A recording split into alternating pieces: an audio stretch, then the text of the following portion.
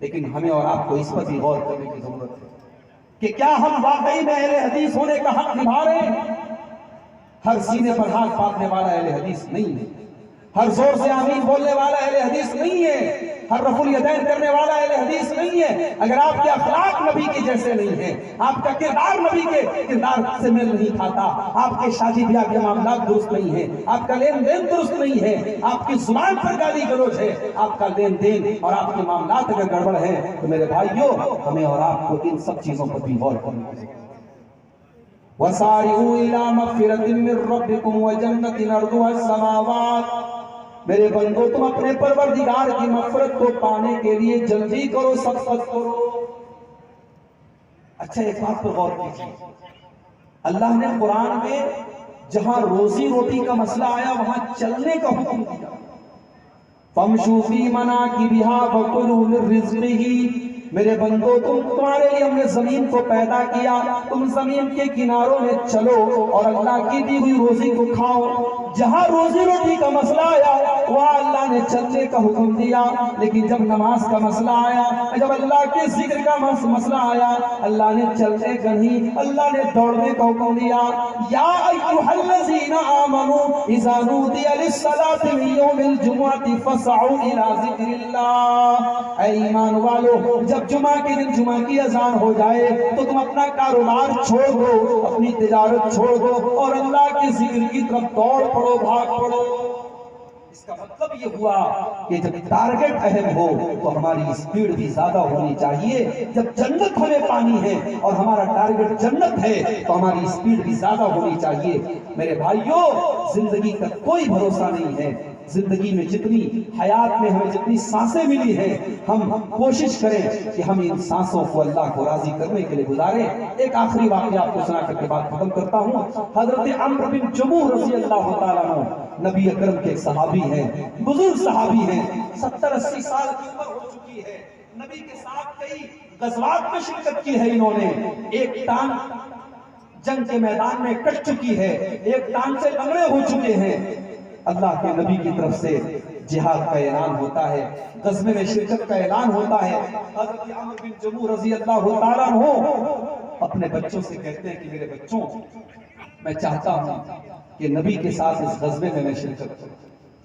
بچے کہتے ہیں ابا جان آپ 70 سال کے ہو چکے ہیں، ایک پیر آپ کی اللہ کی راہ میں لڑتے لڑتے آپ کی ٹانگ کٹ چکی ہے، اے ابا جان ہم آپ کے 4 بیٹے ہیں، ہم آپ کی طرف سے اللہ کے نبی کے ساتھ شرکت کر رہے ہیں، اس غزوے میں جا رہے ہیں، اے ابا جان آپ کی آرام کی عمر ہے، آپ ریسٹ کیجیے، آرام کیجیے، آپ کو جانے کی ضرورت نہیں ہے۔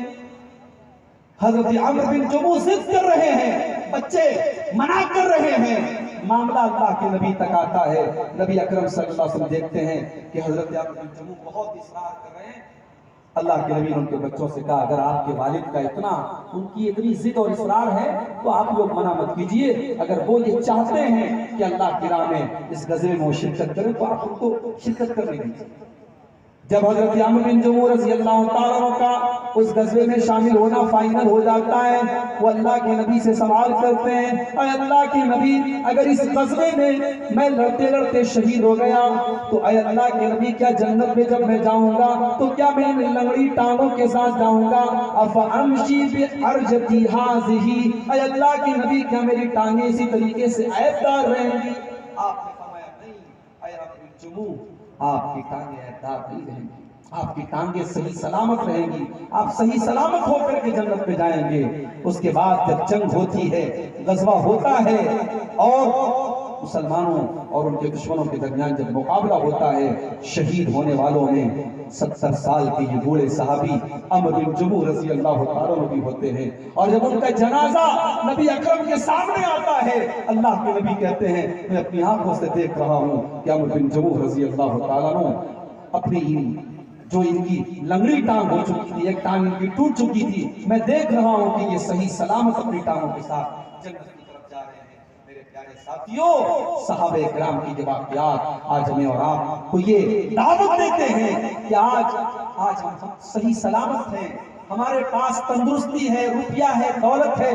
آج سیریا کے اندر زلزلہ آیا، ایک بچی 6 یا 7 سال کی بچی 3 दिन तक मलबे के नीचे दबी थी, और जब 3 दिन के बाद उस बच्ची को होश आता है, तो 3 दिन के बाद होश में आने के बाद उस बच्ची की जुबान से पहला जुमला जो निकलता है वो ये निकलता है कि कम मिन सलातिन तरक्तुहा, कम मिन सलातिन तरक्तुहा, कि लोगों बताओ मेरी कितने टाइम की नमाजें छूटी हैं, मैं जल्दी से पहले अपनी नमाजों को पूरा करूं।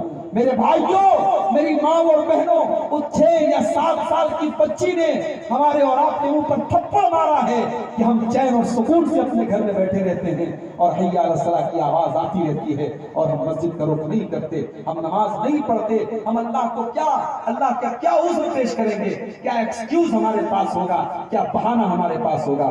कोई बहाना हमारे पास नहीं होगा। मेरे प्यारे साथियों, जहां तक मुमकिन हो अल्लाह की मग़फ़िरत को पाने के लिए और जन्नत को पाने के लिए हम और आप जल्दी करें, नेकी के कामों में आगे बढ़ें, पीछे न रहें। और अगर कभी ऐसे हालात बन जाएं कि हम नेकी न कर सकें, तो कम से कम नेकी की आरज़ू हमेशा दिल में। एक होता है कि हम नेकी करना चाहते हैं मगर हमारे पास ताकत नहीं है, कैपेसिटी नहीं है। सहाबे किराम ने ग़ज़वे तबूक के मौके पर कुछ सहाबा, गरीब सहाबा थे, अल्लाह के नबी के पास आते हैं, कहते हैं अल्लाह के नबी हम भी आपके साथ जाना चाहते हैं। आपने फरमाया मेरे पास सवारी का इंतजाम नहीं है, अगर आप अपनी सवारी लेकर के आ सकते हैं तो बड़े शौक से जाएं, मेरे पास आपकी सवारी का इंतजाम नहीं है।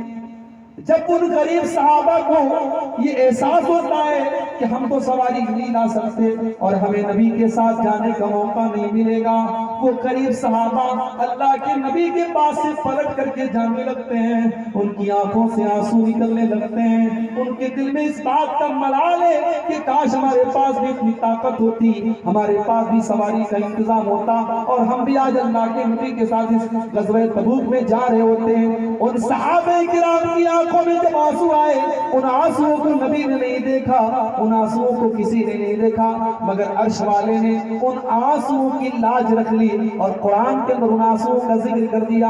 अल्लाह ने फरमाया वला अलल्लज़ीना इज़ा मा अतौका लितहमिलहुम कुल्त ला अजिदु मा अहमिलुकुम अलैहि। ऐ मेरे नबी, आपके तो गरीब सहाबा जो आपके पास आकर के कहते हैं कि हमें भी आप अपने साथ लेके चलिए, और आप इनकार कर देते हैं और आप ये कहते हैं कि मेरे पास सवारी का इंतजाम नहीं है।